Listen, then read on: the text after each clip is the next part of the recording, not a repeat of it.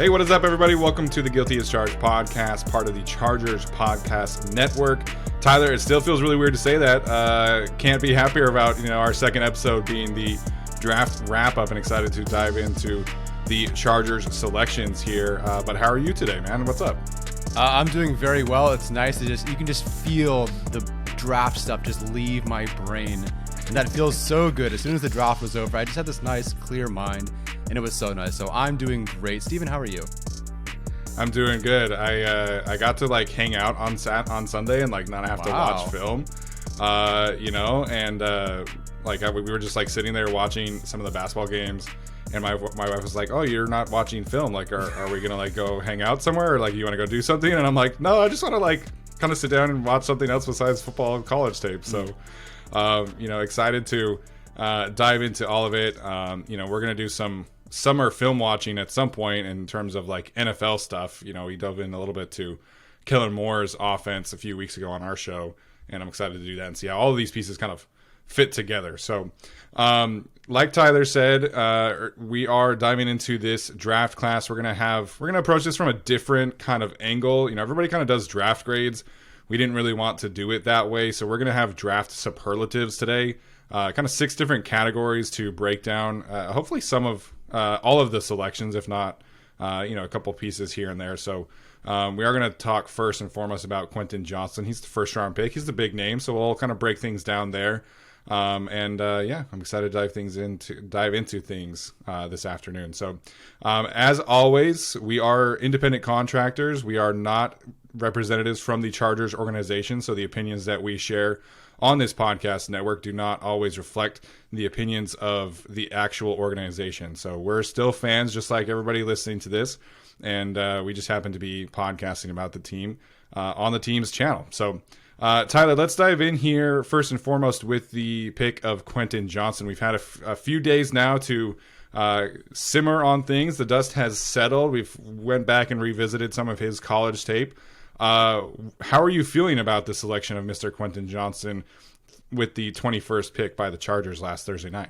Yeah, I'm feeling really, really good about this pick. It's a player that I wish we had talked about more, but as we said on our live show, we went in so many different directions that it was so obvious that Quentin Johnston could have been the guy that it's like we skipped over him somehow. We talked about who it wouldn't be or who it would be later, but not Quentin Johnston at 21. But after looking at him and what he does, reviewing the numbers and whatnot, it almost just seemed so obvious, and it makes so much sense for the Chargers considering what they need, what they weren't so good at last year. And I want to just look at these images here, sent to us by one Arjun from Pro Football Focus. This is where the Chargers were at last year, the last 2 seasons actually, in terms of yards after the catch per reception and forced missed tackle rate. Now, again, this is the NFL numbers here, so what we'll see from Quentin Johnston is obviously in college football, but the Chargers, for lack of better words, weren't the best at this. This is not really the wide receiver room that they had. Their skill sets don't really match with yards after the catch per reception and missed tackles forced. But you look at someone like Quentin Johnston and his college film and the numbers that he provides, where he is right now, and I'll try to describe this for the audio audience, but Quentin Johnston is by far and away from the last class the best guy in terms of yards after the catch per reception and missed tackles forced rate. He's fantastic, and even compared to some of the receivers that a lot of Chargers fans wanted, some of the receivers that we had discussed, if he does one thing incredibly well, and there's no doubt about this, it's forcing missed tackles and getting those yards after the catch, and that's evident here in this graph as well. Looking at them side by side, you have Quentin Johnston versus where the Chargers were at last year. And again, this is college versus NFL. I get that. But if you feel like your team was not great after the catch and was not forcing missed tackles, then getting Quentin Johnston, who clearly is great at them, is a wonderful addition to this team. So just looking at that alone, I was so happy with the selection because he provides something the Chargers don't have. And Kellen Moore is going to love using Quentin Johnston, and Justin Herbert's going to love using him. I mean, I would love for Justin Herbert to be able to just hand the football off basically via nice, shallow crosser or whatever. And Quentin Johnston gets 9 more yards or 40 more yards. There's so much he can do that really wasn't there last year that Herbert's kind of been, he hasn't really had in a while. And Johnston's going to be able to provide that. But more than just the short game, right, is the deep downfield stuff. And again, that's what Chargers fans have been craving. Really the two things. Can we make things easier for Herbert with a screen or a shallow crosser, or can we push it down the field? And Quentin Johnston, with deep target rate versus yards per reception, is one of the best of the last few classes in terms of pushing the ball downfield. So it's really hard to look at this pick and say, I dislike that pick. I really like this pick because the Chargers knew what they needed. They knew that they were missing something, some element or several elements to their team, and they went, let's go get the guy that fills those needs the best in this class. So I really like this pick, man. I don't know about you. Yeah, I think in terms of instant reaction, it was kind of a surprise for us because, there wasn't a ton of like top 20 buzz surrounding Quentin Johnston by the national media members, and really until late in the process. I think leading up to the combine, he was like the betting favorite to actually be the first receiver taken. And then for whatever reason, there was this surge for Jackson Smith-Njigba. There was a surge for Zay Flowers, for Jordan Addison. Even guys like Peter Schrager, like leading up to the draft, were saying, like Jackson Smith-Njigba, Zay Flowers, and Jordan Addison. Those are the ones who are kind of going to be like the first receivers off the board.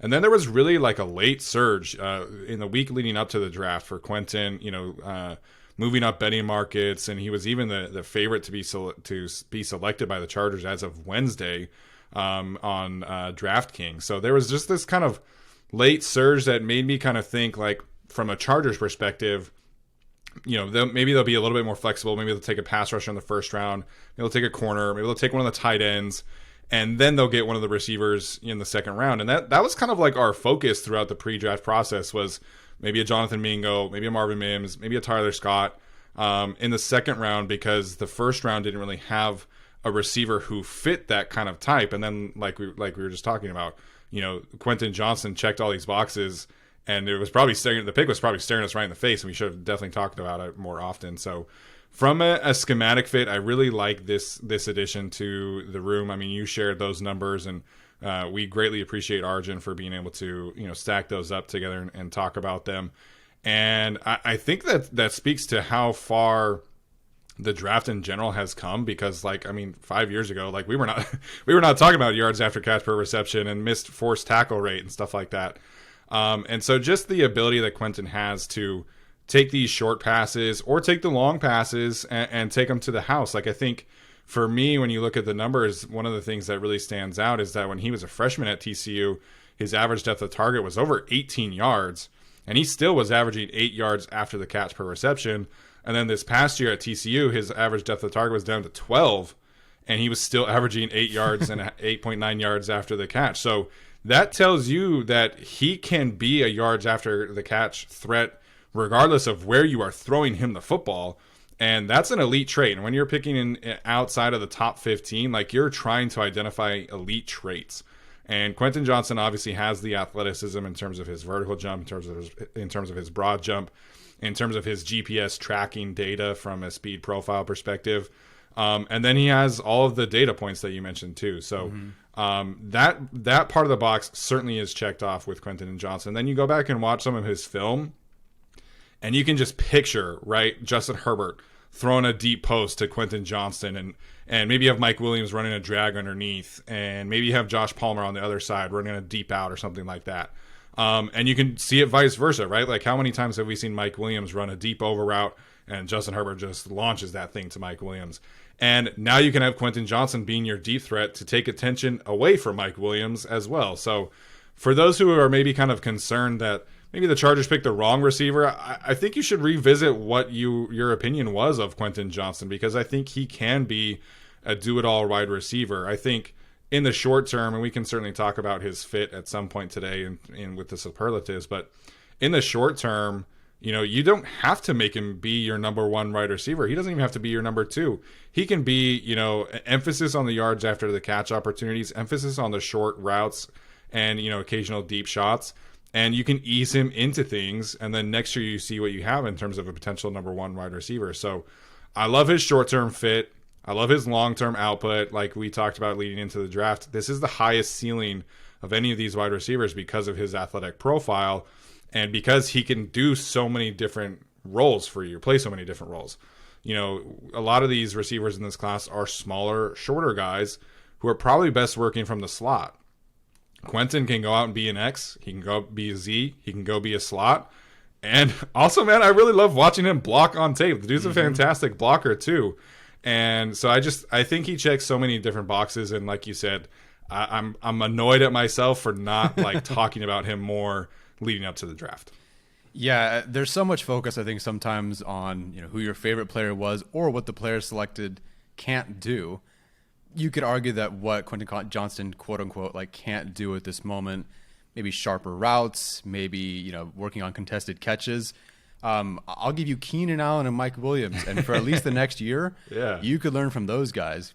And you talk about those 3 wide receiver sets. The Cowboys under Kellen Moore were in those 3 wide receiver sets about 70% of the time. I think that was like second or third in the NFL over that span. And in those 3 wide receiver sets, the Cowboys were 3rd in EPA per play and 3rd in passing success rate. So they're really, really good at working with these 3 wide receivers. Granted, different receivers, different team. I get that. But Kellen Moore wants to do that. And now you have Keenan Allen, Mike Williams, Quentin Johnston, 3 good receivers with diverse skill sets who can do so many different things. Watch out, man. And the Cowboys were even, I think, 1st in EPA per play on rushing downs out of 3 wide receiver sets, partially because I think of the way the receivers can block. And you just mentioned Quentin Johnston, how good he is as a blocker. At minimum, he's at least big enough to execute those blocks. But you see on film that he's really good at those too. So sky's the limit for this offense, honestly. I really do like this selection more and more every day. Yeah, I mean, you mentioned learning from another pro. I mean, how great is it to learn from Keenan Allen, as a run blocker too? And yes, I think part of the reason why we focus so much on the tight ends is what Kellen Moore was able to do in Dallas from 12 personnel, and Brett Coleman did a great job in his first video on the channel, breaking that down. But then today, like, you listen to Kellen Moore and his press conference, and he was saying, like, yeah, like, that's what we did the last few years because that's what was working for us. You go back and watch maybe the last year of Jason Garrett's tenure, and it's CeeDee Lamb, it's Amari Cooper, it's Michael Gallup. And it was just like, we're going to go 11 personnel, and we're just going to, like, slice and dice you, and we're going to do yards after the catch, deep shots. And that's a very similar skill set to what the Chargers have with this trio. And that's before you even get to a guy like Josh Palmer. So, you can get out here, have Keenan Allen in the slot, Mike Williams as your X, Quentin Johnston as your Z. Maybe you flex Gerald Everett out to the slot. You flex Austin Eckler out to the slot. There's a ton of possibilities with this offense that Kellen Moore is going to be able to really, create mismatches on a weekly basis with this kind of skill set that the Chargers needed. Like you said, this was a guy that they needed to add, and maybe we kind of focus on round 2 for that kind of skill set, but I mean, obviously getting it in round 1 works more than okay as well. Yeah, I mean, we discussed Jonathan Mingo for some of the same reasons, right? When we'd mock drafted him, I said, hey, who can take a screen to the house? Who can take a shallow crosser? Who can develop and push the ball down the field? That was Quentin Johnston. We just called him Jonathan Mingo. Our bad. We missed it by a round. We were close. Having Josh Palmer as your wide receiver 4, someone who had 105 yards and 2 touchdowns against the Chiefs, like, that's your wide receiver 4. And then you add, of course, we'll talk about Darius Davis. You have Jalen Guyton. What a room. What a fantastic room. The big question, though, is who takes the jet sweep? Oh, yeah, man. That's going to be a lot of fun, though, because now they have 2 guys. Last year they only had 1 with DeAndre Carter. Now they can do it with Quentin and Darius Davis. Obviously, we'll get to him in a second, I'm sure. So, I would encourage, like I said, I would encourage everybody that's feeling still a little bit negative about the pick to think beyond of like what Quentin is right now and realize that you're not asking him to be your wide receiver 1. And, maybe teams who are drafting a guy like a Zay Flowers or drafting a guy like a Jordan Addison, you're going to rely on them as your 1 or your 2 at times. And Quentin Johnston is not going to be forced into that box. So play to his strengths right now. And again, you're betting on the ceiling here. And maybe next year when you have to make a decision on Keenan Allen or Mike Williams, Quentin can step into a bigger role. And then just sky's the limit. And also, he gets to play with Justin Herbert, man. Like, Justin Herbert's a huge part of this, too. So, Justin Herbert, pairing him with a guy like Quentin Johnston who can average almost a whole first down after the catch, whether that's a screen or a post down the field, 50 yards, like, sign me up. I think this is going to be a really exciting duo for the next 5-6 years, depending on how obviously the contract situations pan out. But I like you, the more you think about it, the more you like this pick with Quentin Johnston. Yeah, I would agree. I don't think, if we're going to talk about projections, at least in year one, I don't think he's going to have as many yards as, say, maybe Zay Flowers or some of these guys that are going to be relied on a lot more. Yeah. Right? These guys don't have a Keenan Allen and Mike Williams. Like, there's two $20 million wide receivers on this roster already. So I wouldn't go into this season thinking, oh, cool, offensive rookie of the year. That's probably Bijan's the favorite, I'm sure, at this point. But and there were 3 first-round quarterbacks. Yeah, oh, yeah, whatever. What's a quarterback? I don't watch them anymore. I just watch Justin Herbert. We have him. But I think Quentin Johnston, maybe this year not going to see the full extent of it in terms of raw numbers, but you're going to see that per play basis increase. Like, you look at where the Chargers were last year in EPA per play or red zone or explosive play rate. Like, they were not worst in the league in those categories, and that's what you have. Justin Herbert. You still had at moments Keenan Allen, Mike Williams, but Quentin Johnston, even if the raw numbers aren't there, are going to help push this offense closer to that top 5 like they were more in 2021, although a different flavor and style of offense. Yeah, absolutely. And you talking about 2021, like, you have arguably the deepest stable of wide receivers that Justin Herbert has ever had, right? I mean, Josh Palmer was a guy who almost had 1,000 yards last year. I think it was like 890. And then you have Jalen Guyton coming back. We'll see about the health there. And then Darius Davis filling that wide receiver 6 role, wide receiver 5, to be determined in terms of camp and stuff like that. But this is a deep group, man. So I'm excited to see how it all pans out. All right, let's get to some of our superlatives here. We have 6 of them, and I'm excited to see which selections are fitting each category. Obviously, kind of just running through it, Chargers going Quentin Johnston in the first round, Tuli Tuipulotu in the second round, the edge rusher from USC, Mr. Deion Henley, who's already becoming a fan favorite on social media, linebacker from Washington State in the third round. In the fourth round, that's where the Chargers took Darius Davis to fill their returner role and give them some speed, some legit 4.36 speed. Then in the fifth round, they get Mr. Jordan McFadden, big guy, offensive lineman from Clemson. Sixth round, getting I'm totally blanking on his first name right now. Tyler, help me out.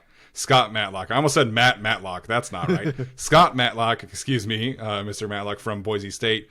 And then rounding out the class with Max Duggan in the 7th round. So, Tyler, let's hit our favorite value pick from this class. Who would your choice be in terms of the value the Chargers got?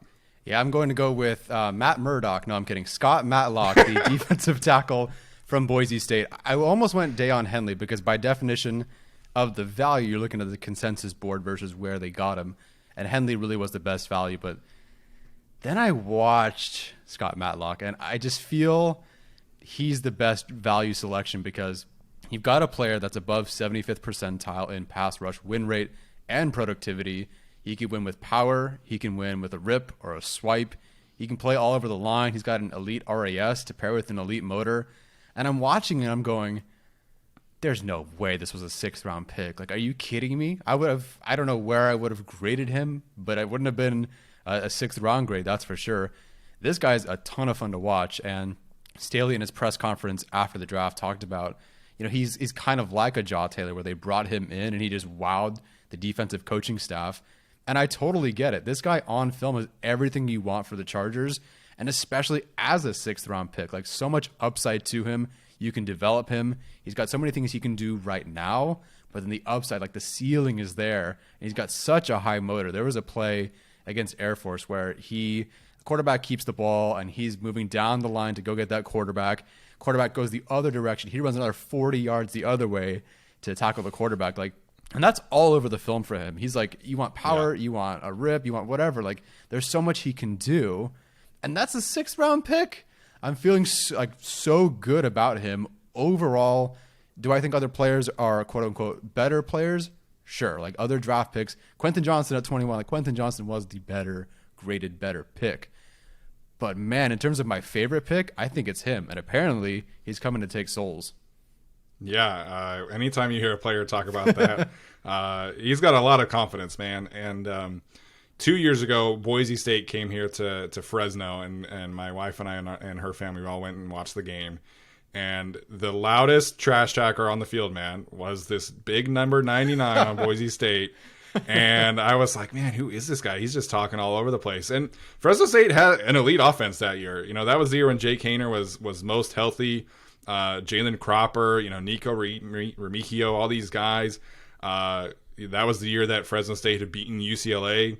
And Boise State was not exactly like they didn't have a great season that year. But you would have thought that this guy was the best player on the field. We're on the best team in the Mountain West, best team on the West Coast with how much he was talking. And he backed it up, man. He was living in the backfield that day. I want to say he had 2 tackles for loss. He had a sack on Mr. Jake Haener. That really stuck out to me when I was like, okay, like I hear this guy talking about, oh, I'm going to come for his souls. And then Brandon Staley calls him a war daddy.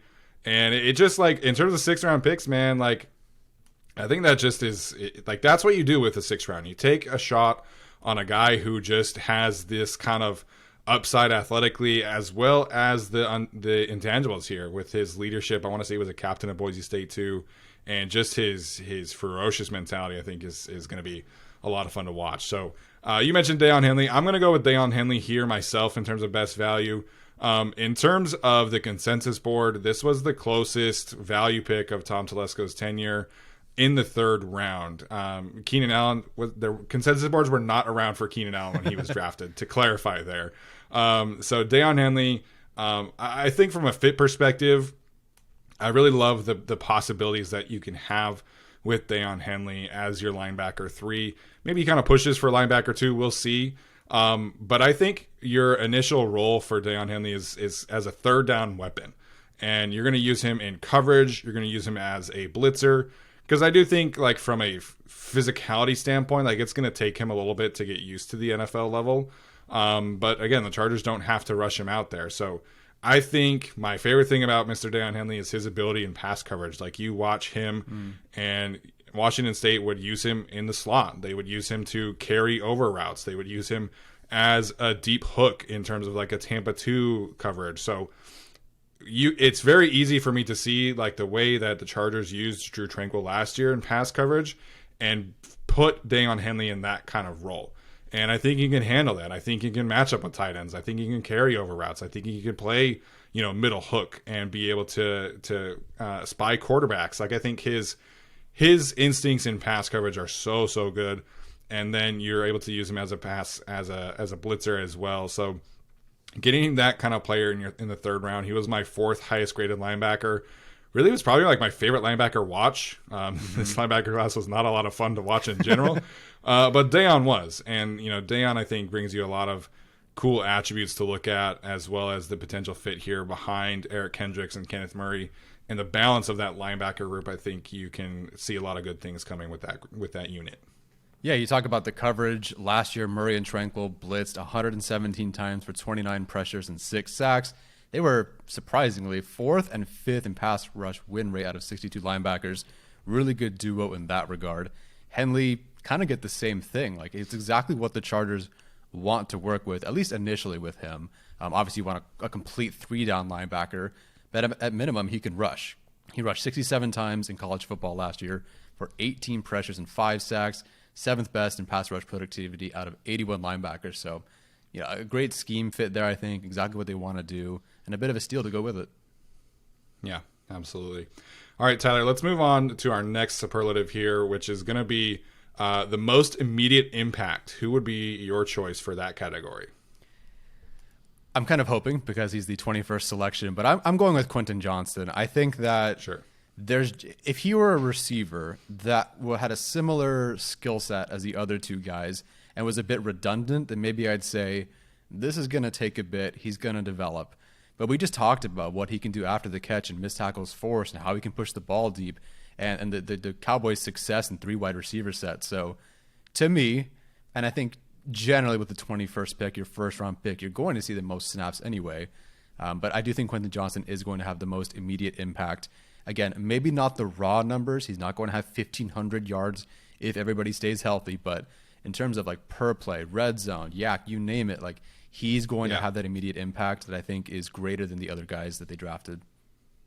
Yeah, and we've seen the Chargers be patient with a lot of their draft picks. They're not going to force these players to play if they're not ready, right? So Quentin, like I think he's the most pro-ready of these options here. But I'm actually going to go with Tuli Tuipulotu for this one. I think you and I focus so much on the edge rusher as a possibility at 21 because edge 3 with this Brandon Staley defense is a borderline starter.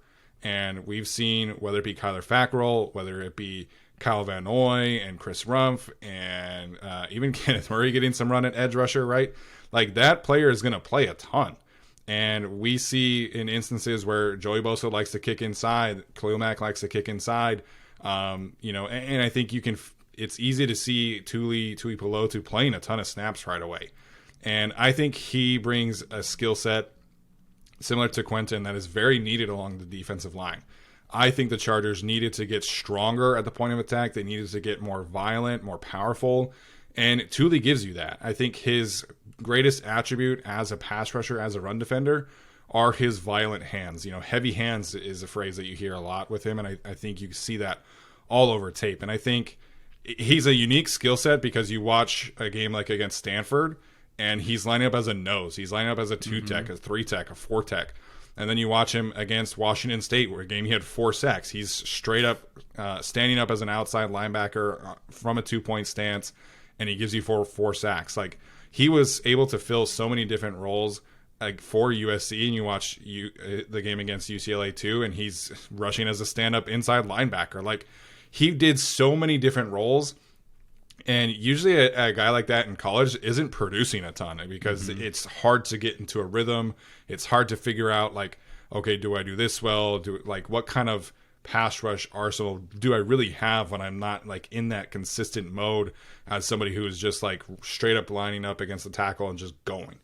And, he was able to produce at any of those different roles. So I love his ability to set the edge. I love his ability to stack and shed at the point of attack.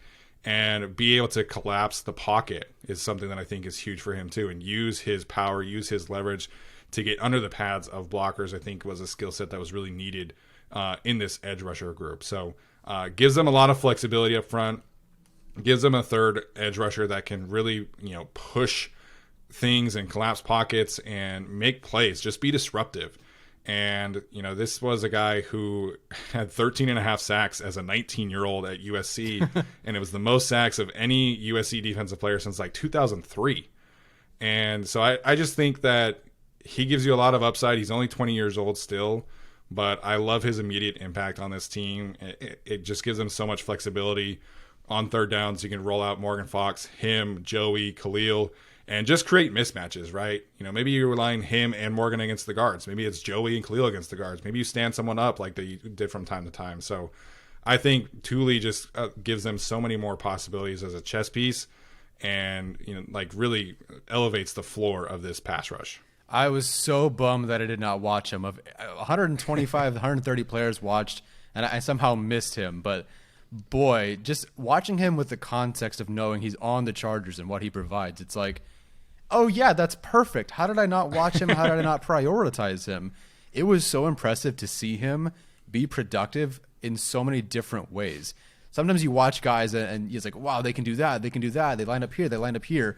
But they're not really good at one of those things. Like, doing a lot of things doesn't mean you're always good at them.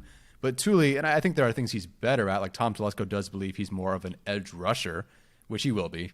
But I was just surprised to see how good he was at so many different things. So the flexibility, of course, is there. We wanted an edge rusher in this class to be able to kick Joey Bosa inside or do whatever, because the mismatches are so important for Brandon Staley in this defense.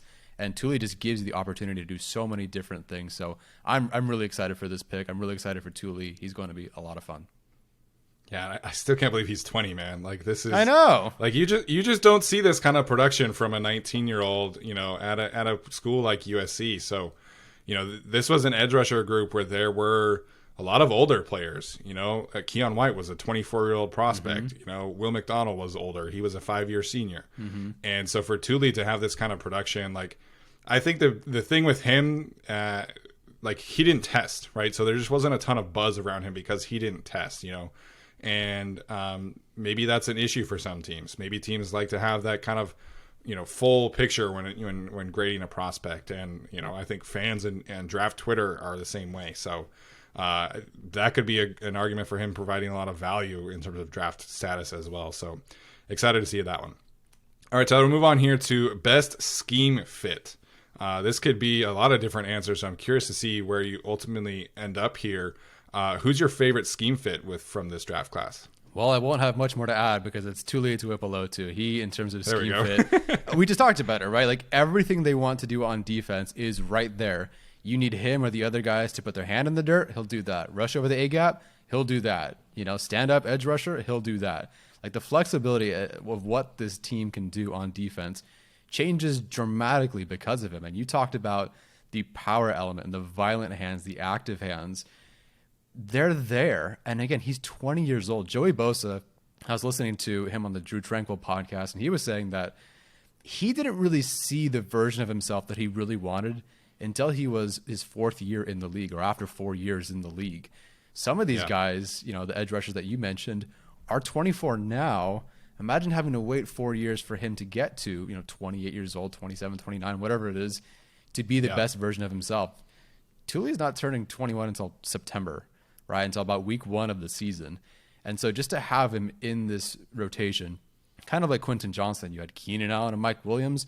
Well, here's edge rusher royalty to learn from with Khalil Mack and Joey Bosa. So a young player who's already very talented, who could do so many things, who has a huge ceiling that he can hit, learning from some of the best, and also working with Gift Smith and Jay Rogers, I think, to an extent. Amazing. I love it for the scheme. Yeah, absolutely. I was mostly curious if you're going to choose Darius Davis on special teams, because we're big Ryan Ficken fans on this show. I mean, how can you not be after the success that he had in his first year as a coach, as special teams coordinator?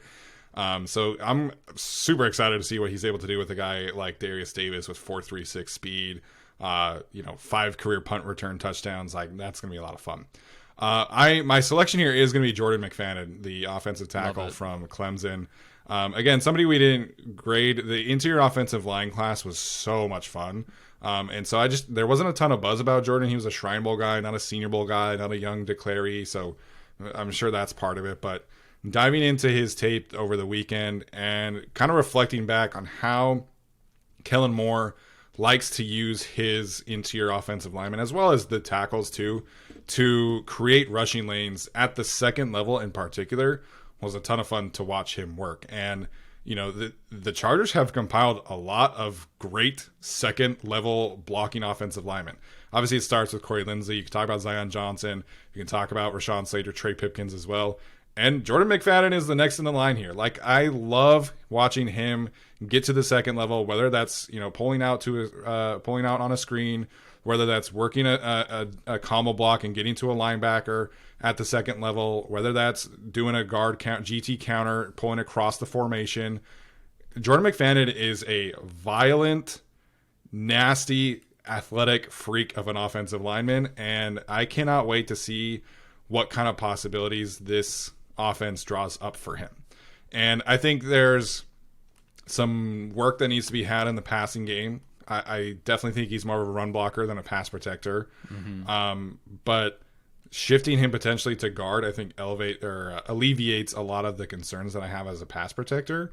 But the way that he's able to fit into this group of interior offensive linemen specifically, and just be able to use any of the 4. I mean, Jamari is not necessarily a great second level blocker, but he's just like so strong at the point of attack.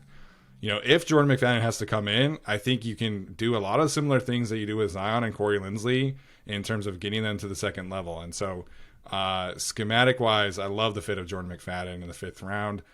Being able to pair him in this kind of rushing scheme where they're going to get these offensive linemen on the move, I'm a big fan of that. Yeah, just watching all of these guys on day 3. Davis we already knew about, but watching someone like Matlock, like McFadden, you're like, how did I not think of these guys? How did I not find these guys earlier? Why wasn't there more buzz for them? And maybe it just is the tackle to guard convert sort of thing where, like when Jamari Salyer, yes, I know there was a sort of pre-draft injury, but even with that, he shouldn't have fallen to the 6th round. And someone like McFadden, perfect player? No. But watching what he can do, it's such a surprise that he was there in the 5th round because he's so good at so many things and really does fit the scheme better.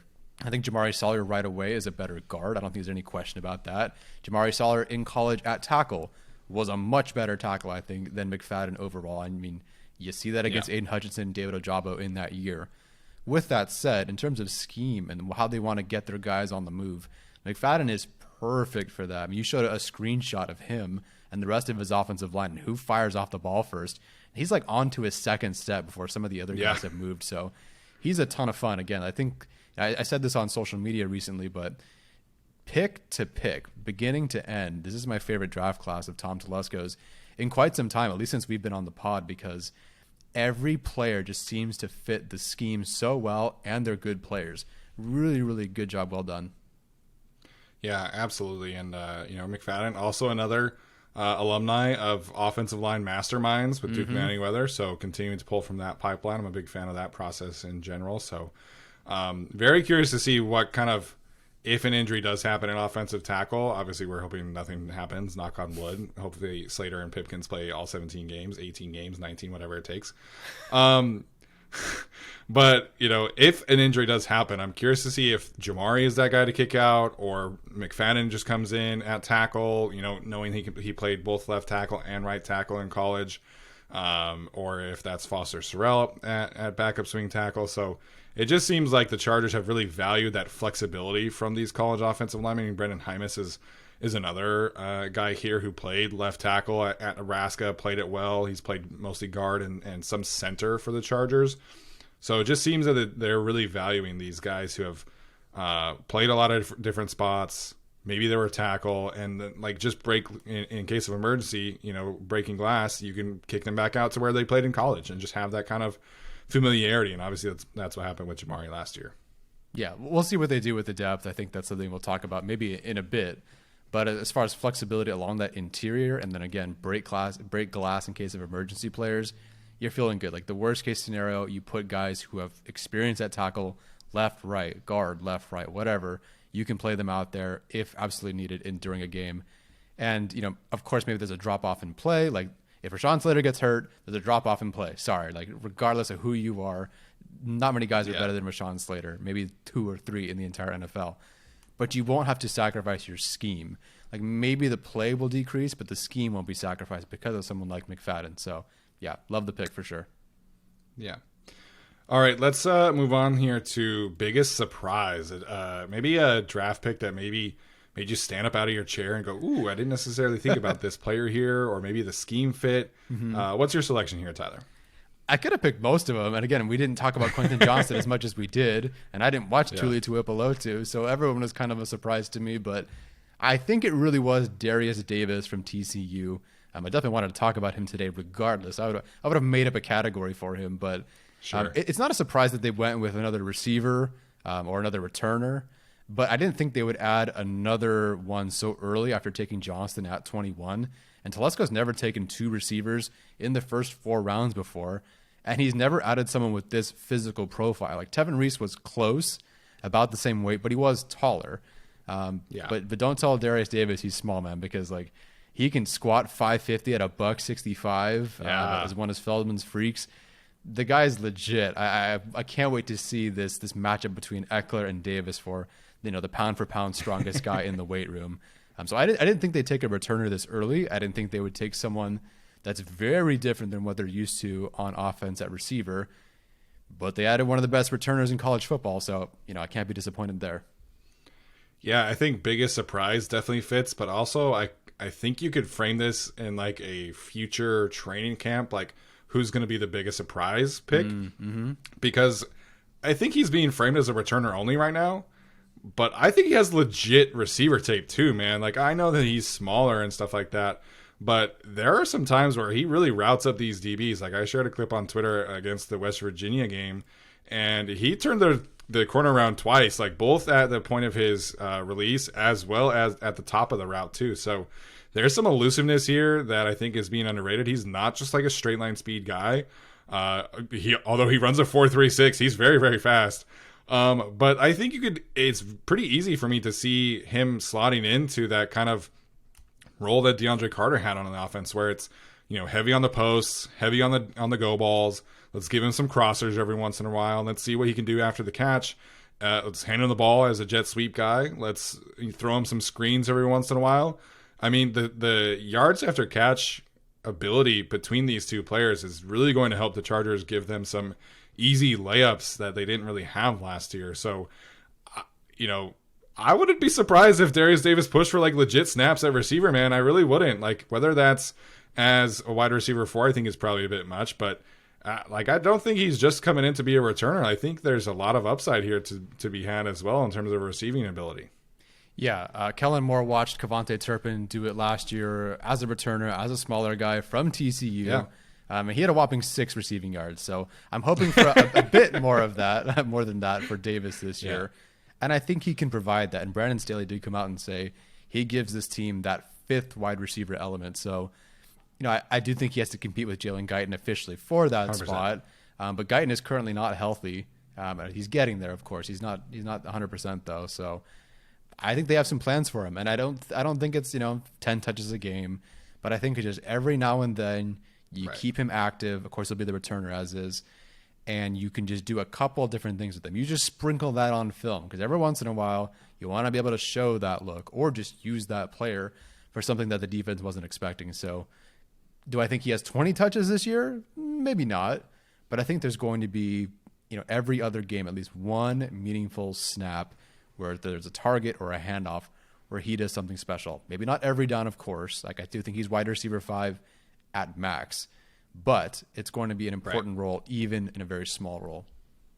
Yeah, I think just having that confidence of him as your wide receiver 5, like that's huge. I mean, in 2021, the Chargers really only had 4 because Andre Roberts was really not much of a threat as a receiver. He was a great returner and had some great moments that year.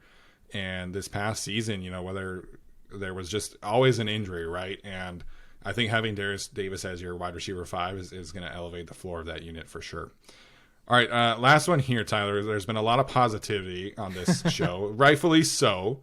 But biggest concern post-draft, whether that is a unit or a pick that they didn't make or, a certain spot on the depth chart, what's kind of your concern at this point after the draft? Yeah, combination of all those things, and it's backup offensive tackle. Now, there are options there. They might decide to Frankenstein's monster this thing and say, okay, we can get, Hymus in this situation. Maybe it's Serrell, maybe it's McFadden, maybe Salyer kicks out or whatever. And there is a world where they could do that, and they might do that. But right now, we just came off a season where when Pipkins went down, and let's say if Jamari Salyer was not able to kick out to tackle, we saw a lot of struggles, right? There's a lot of struggles with that blocking unit when Pipkins in particular went down. And he went down several times, toughed it out, right? Amazingly so, and earned his contract. Again, hope these guys all stay healthy, but Rashawn Slater didn't finish the season, was out by week 3. Trey Pipkins was in and out of the lineup, I think, 3 or 4 times with a pretty significant injury last year. And right now, there's no true backup swing depth tackle. Maybe they feel that way, but right now, just as me looking at the roster, I'm worried about that spot in particular more than anything else. Yeah, I think that's a fair assessment. I think ideally you'd want to have a reliable veteran back there. So, I think Will Clapp could fill in at either guard spot if they needed him to, and play obviously backup center like he did last year. Just having somebody who could play reliable snaps, I think, would be huge for them at offensive tackle. For me, it has to be the tight end room, and I think this is not necessarily about Gerald Everett or Donald Parham or Trey McKitty as players, but just like the way that it functions together is a concern for me. And this was the deepest tight end class we've probably ever seen. And you could go legitimately 15 deep at this position in this draft, and you could find a legitimate, potential playmaker down the road. And the Chargers did, the way that the board fell, they didn't feel comfortable taking a tight end. And clearly they were not going to force that option. And I totally understand why. Because you have these guys who have played a lot for you, but the Chargers might do wide receiver heavy looks, but one of the biggest problems of the offense last year was just the tight end functionality was not where it needed to be. I think Gerald Everett is an above average receiving threat. I think he does a lot of great things as a yards after catch player. I mean, he was arguably the best offensive player on the field in the playoff game against Jacksonville. And you can do a lot of fun things with him. We know what Donald Parham can do whenever he's healthy, but that's a big if at this point, coming off of the concussion, coming off of the back-to-back hamstring injuries. We just don't know if he can stay on the field. And Trey McKitty has been pretty up and down as a blocker. Hasn't necessarily proven that he can handle a lot as a wide receiver. And so, like, we all kind of pegged the tight end as a spot that they really needed, especially to run this Kellen Moore offense, and they haven't addressed that. So I think if everybody is performing well, like, you feel really good about the tight end unit, right? But I just think they are missing that fourth piece to challenge one of the three. You know, whether that was another receiver to challenge Everett, whether that was another blocker to challenge Parham and McKitty. I felt like they needed to add another body into the unit. And, you know, they didn't. And so I can understand why. I can understand why you roll with the same three from last year. I'm a big fan of the players individually, but I think the unit is just missing an element of functionality that I would have liked to see them add to in this draft. And I think they are going to address that at some point. I'm not saying they're going to get someone to start over Gerald Everett at this point. I don't think that's happening, but I do think they're going to add a body there. And I think Brandon Staley said, I mean, he came out and said, you can't always get what you want, you know, what you need in the draft. And I think, right, especially because that was in response to a question about tight end, I think you just know that maybe they feel like they miss an opportunity. There weren't many opportunities, like you said, because the way the board fell, kind of like in some of our simulations, it's just right before the Chargers picked, the guys they wanted in that round were gone. So, you know, would you prefer them to reach in round 3 for someone, reach in round 4 for someone? Not really. And again, with the players they selected, I'm very happy. So I understand why they didn't, but I do think they're going to add, and I think they at least should add, so they have a nice rotating stable, because next year, you know, who knows, if Gerald Everett's gone, what is your receiving option? I don't know if they have a solid, pure receiving option out there for them, but maybe that's something they address in the draft next year. Yeah, and that's the thing too, is that Everett's a free agent after the season. I mean, Donald Parham was he's a 1-year deal, right? Or is he a 2-year deal? I believe he's a 2-year deal, but I think most of these 2-year deals are quote-unquote 2-year deals, you know? Yeah. So it just, like, the way that the board fell, it was not very friendly, tight end friendly for the Charger, for sure. We felt like heading into day 2 that it was going to be tight end friendly, and then Laporta, Mayer, and Musgrave all went, like, significantly earlier than the Chargers were going to pick. There were some medical concerns about Darnell Washington, and then, you know, the Chargers take Tuli right at 54, and then Luke Schoonmaker goes right off the board right after that, which I felt like was a bit rich. I felt like taking him at 56 or 54 would have not been good value. So again, I understand the Chargers played the board the right way. I wish they would have been able to add a tight end at some point, both for the short term and the long term. So maybe they address that with a potential veteran free agent. We'll see. The roster is at 88 players right now, so they only have 2 open spots, and how they go about addressing some of their spots, their open spots, is going to be interesting over the next couple of weeks. Yeah, and as we saw last year, within about 2 weeks of the draft, they signed 3 different free agents who I didn't know were available, or I didn't know the Chargers could even do that, and they did. So, you know, I'll give it some time. Brandon Staley said after the draft, there's a window where they could add guys. And then in training camp, there's a window where they can add guys if they don't feel like they have the guys that they need. So whether it's now, whether it's in a few months, I think they'll add someone, whether it is tackle or whether it is tight end. Right. And like I said, overall, I really appreciated their approach in this draft. Just adding good football players, fortify the depth of this team overall, and then we can kind of plug holes down the road, whether that's through undrafted free agency, whether that's through veteran free agency. We'll see. All right, Tyler, final thoughts as we wrap up our post-draft coverage this week. I am so excited to get into the dead months of the offseason where nothing happens and we got to make stuff up and make up games or something and rankings. But no, I'm truly excited. And again, here on the Chargers YouTube channel, we really do appreciate this. It's an honor. So I'm having fun, man. Yeah, it's going to be a lot of fun. And it's not the dead period yet. You know, we got the schedule release coming out in a couple weeks. That's actually going to be great. Whatever it is, it's going to be great. Yeah, we know the Chargers are going to go hard with that one. We also have a lot of fun interviews coming. You know, one of the series that we do, there's definitely a big interview happening tomorrow. I'm going to tease that one right now. So that's going to be on our channel, the Guilty as Charged podcast channel. So make sure and go check that one out. But one thing we do every single year, too, is interview these beat writers who cover these prospects throughout their college days, you know, and that's a series that I really enjoy doing. You know, we've gotten some great background information on guys like last year we had the Wake Forest guy come on and talk about Jaw Taylor and provided some great insight into, you know, his background, and same thing with Jamari Sawyer and his background. So there's definitely some fun things coming in the next couple of weeks on our channel. Obviously, you guys know that there's great stuff coming on this channel as well. So make sure you subscribe to both channels. Make sure you like the videos. Let us know what you think. And we'll be sure to interact with you, whether that's on Twitter or on YouTube as well. Really appreciate you guys for tuning in. That's going to do it for us today, and we'll see you next time.